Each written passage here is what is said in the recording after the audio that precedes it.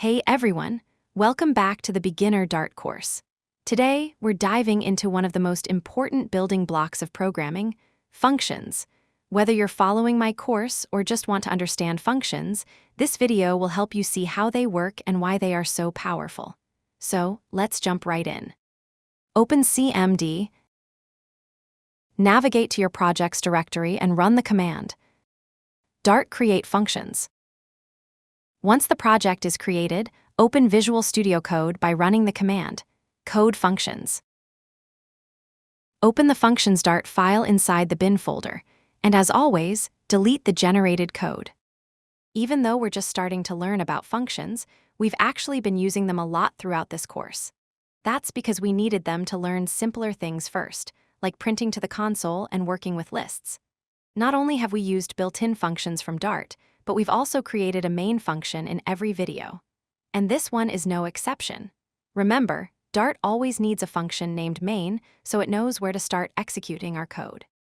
So let's create the main function and go over its key characteristics. The keyword void tells Dart that this function won't return any value to its caller, but more on that soon. Next comes the function name. Normally, we can name our functions however we want, but main is a special exception. Then we have opening and closing parentheses. These are used when a function needs input, but for now, our main function doesn't require any parameters. We'll create functions that take parameters soon. Finally, we have opening and closing curly braces. Everything inside these braces is the set of instructions that will run when the function is called. For example, printing hello world is the only instruction our main function has. Once Dart executes that instruction, the program ends. Now, let's create a very simple function that will just say, hi. Since this function won't return anything, we'll use the void keyword. We'll call our function say hi. Then comes the parentheses. Again, since this function doesn't accept any input, we leave them empty. Inside the curly braces, we'll call Dart's built-in print function to display the message in the console.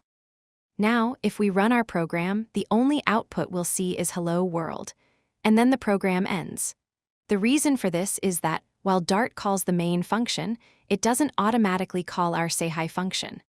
To fix this, all we need to do is call our say hi function inside the main function, right after printing hello world. Calling a function is super easy. All we need to do is write the function name followed by parentheses. And of course, we end our instructions with a semicolon. Now run the program again, and you'll see the result of executing our function, both hello world and the message from our say hi function. Functions have many advantages, and the first one we can see right now is the ability to reuse code.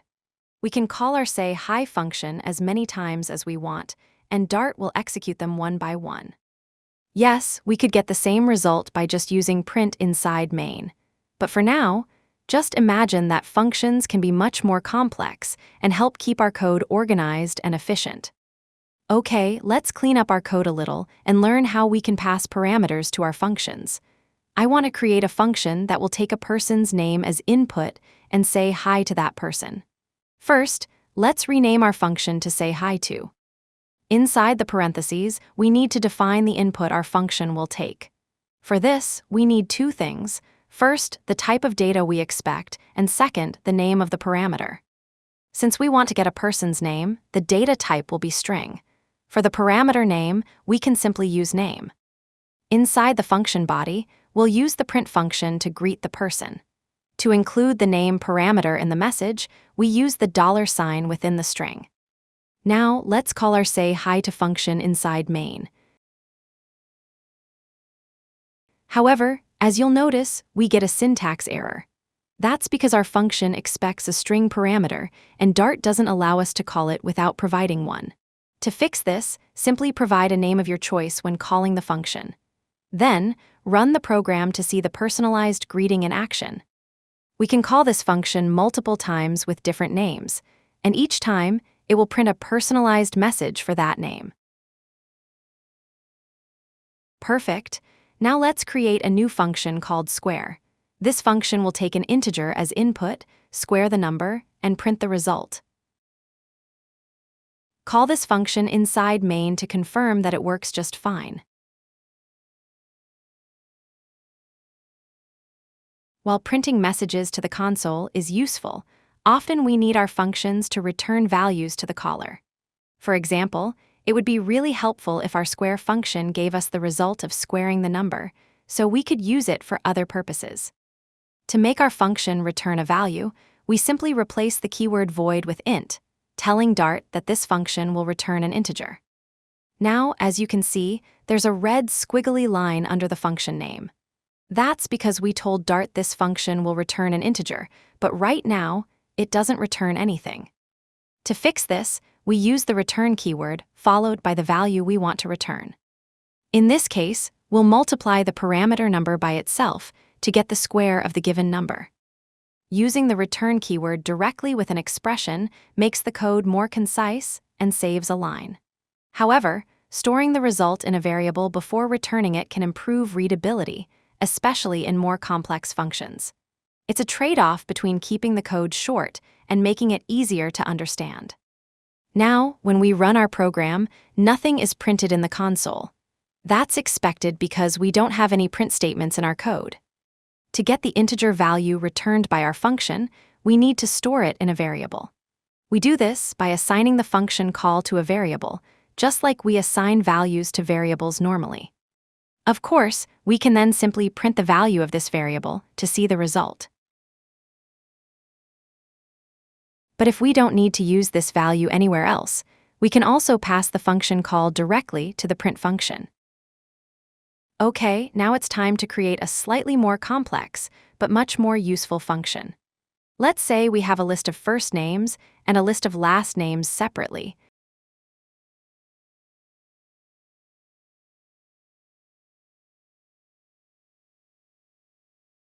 And we need to combine these lists into a new one called full names. Let's write a function that does just that. Our function will return a list of strings, and we can call it getFullNames. It will accept two parameters, one for the list of first names and one for the list of last names. Inside the function body, let's first create an empty list that will store the full names. Then, we can use a for loop to iterate through the first names and last names lists, and add the combined value of the first and last name to our full names list.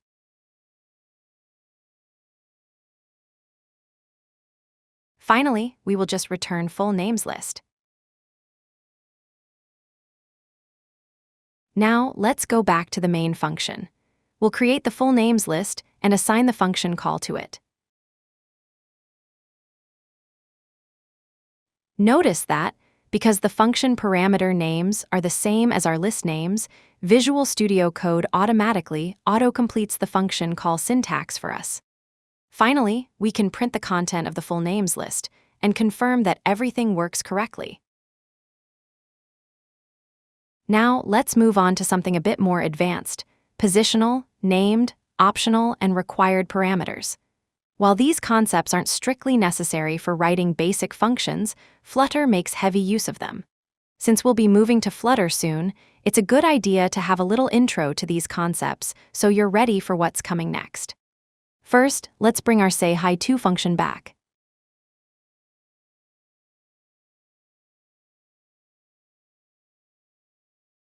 Inside main, call this function twice, once with a name of your choice and second without any parameters. The second call will give us a syntax error because, right now, our function has what's called a required positional parameter. This means the function expects an argument to be passed when called, and it doesn't know what to do if that argument is missing. We can easily make the name parameter optional by wrapping it inside square brackets.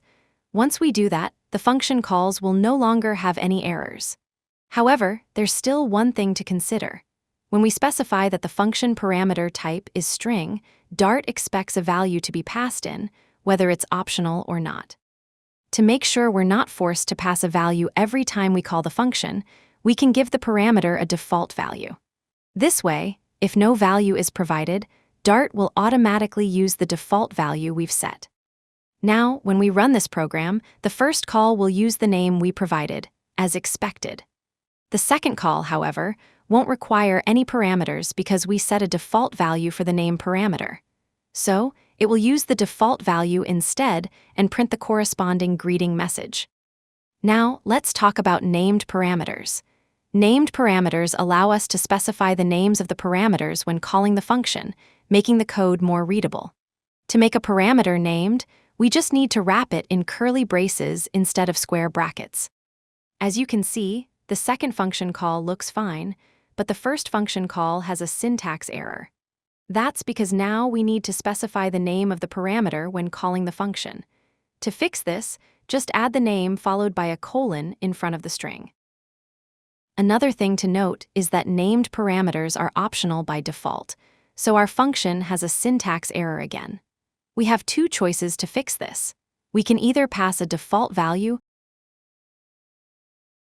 or make the parameter required by adding the keyword required in front of the parameter's data type.